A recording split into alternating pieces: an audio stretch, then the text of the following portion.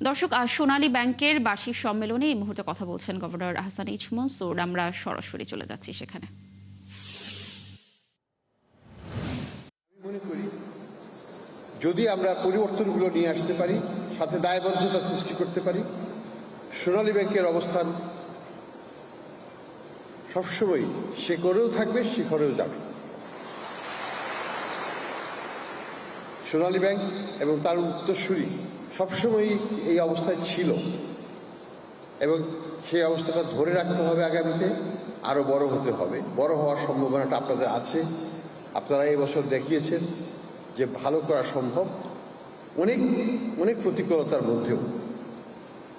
কিন্তু আগামীতে প্রতিকূলতা হয়তো একটু কম হবে, কারণ অনেকগুলো কাজ, প্রায় ব্যালেন্স অফ পেমেন্টে যে টানাপোড়েন ছিল, ডলারের শর্টেজ ছিল, যে কারণে আপনারা অনেক ক্ষেত্রেই সরকারের অনেক এলসি খুলতে পারেন নাই, সেগুলোকে ছেড়ে দিতে হয়েছিল।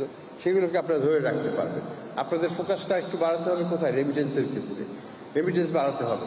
রপ্তানি কারকদেরকে আপনাদেরকে ধরে রাখতে হবে।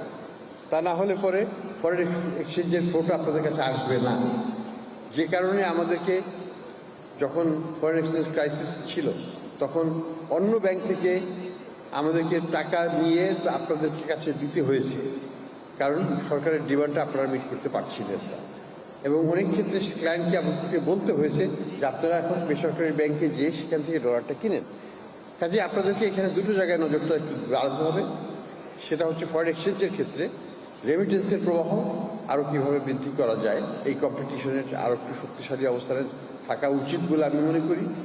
দ্বিতীয়ত, এক্সপোর্ট পারফরমেন্সেও আপনাদের অবস্থানটা আরও একটু শক্তিশালী করতে হবে। দর্শক, সোনালী ব্যাংকের বার্ষিক সম্মেলনে কথা বলছিলেন গভর্নর আহসান এইচ মনসুর। আমরা যুক্ত ছিলাম তার বক্তব্যে।